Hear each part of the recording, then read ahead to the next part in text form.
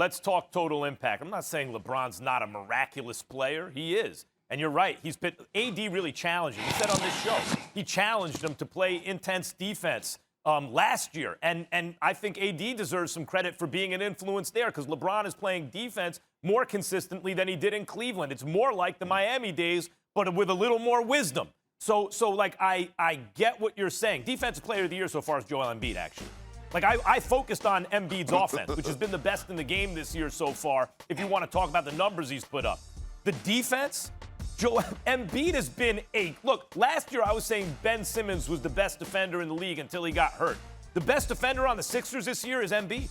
And he's doing it on the offensive end, and his team is in first place. Matter of fact, they don't know what to do with Embiid. You know who he was giving AD the business when they went head-to-head. He was abusing Anthony Davis. And, in fact, LeBron took him out of the air, right? Like, when Embiid went down hard, LeBron and Gasol were like, what are we going to do with this guy? Nothing. They took him out of the air. He landed hard and wasn't the same after. Until then, he was giving AD the business. And on the defensive end, Perk, you want to argue someone else is the defensive player of the year? You said you're not going to, hoot and holler about the Embiid. I'm not going to hoot and holler about it either. If you ask me my honest opinion right now as to who's played the best defense, any individual player, which player has most affected the defense of their team and the offense of the other team this year so far, I'm going to tell you Embiid. Yeah, but Max, that's crazy for you to say because you're a stats and analytics guy. And for you not to know the stats and analytics, that's beyond me right now because that's what you rely on. Who's the number one defensive team in the league, Max? Can you tell me that? No doubt. Yep, the Lakers are top 5 offense and defense. Okay. I said, who is the number one defensive team in the league, Max? All right, go the ahead. Lakers. And? Right? Okay. Who is number one at guarding their opponent 101, Max? LeBron James. Go ahead. LeBron James. So I'm going to just leave it at that. I mean, we're not even about to talk about the defensive side of things because Molly didn't ask about the defensive player of the year. I just threw that in there to show you the overall effect said the MVP. that LeBron James is we said having MVP, but that LeBron James is. But I'm telling you that he's giving it to you on both ends of the floor, Max Kellerman. That's what I'm telling you. So is Embiid.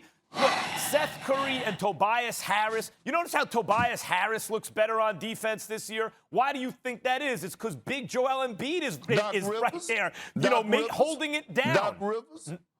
Embiid has had a ripple effect on the defense of this team. You want to say Doc Rivers has gotten Embiid to play more consistent defense? Whatever. But he is doing it. I think of every player in the league, the guy who steps on the floor and affects the other team's offense the most is Joel Embiid. I also think he's been the best offensive player in the game so far. His team is also in first place, and he has a recent win against LeBron and the Lakers and against Durant and KD and the Nets.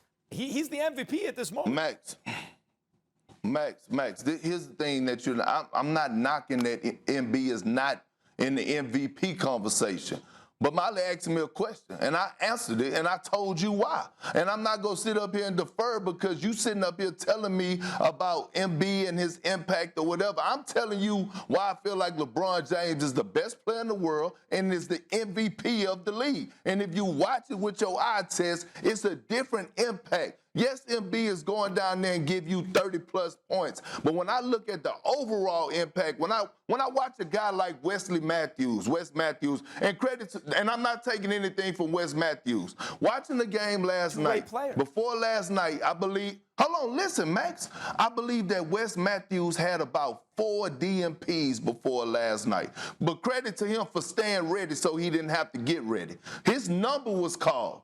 And so he had a monster game last night on the defensive end and the offensive end. But guess what? We didn't have to see Wesley Matthews dribbling up the court and making plays. The game came to him so easy because he's on the point. He's on the floor with LeBron James, and LeBron James was hitting him with pinpoint passes where all he had to do was just knock down shots, and he did just that. That's what I'm talking about, the impact. I'm not arguing against LeBron. I acknowledge the impact, but I'll give you another one for Embiid, okay? In the way the Sixers are constructed, when Embiid's not on the floor, they can't do anything. Not only do I think he's been the most valuable offensive and defensive player this year, not only is his team in first place, and he beat LeBron's team head-to-head and KD's head-to-head recently, but when he's not on the floor, they can't function because Dwight Howard and Ben Simmons both need the paint to score. All right. So, in fact, in terms of value to his team, it's even more. Yeah, last word, Perk. Molly, real quick, I just witnessed about a week and a half ago the Philadelphia 76ers get a hell of a win on the road against a tough Pacers team without Embiid. I'm going to just leave it at that, okay?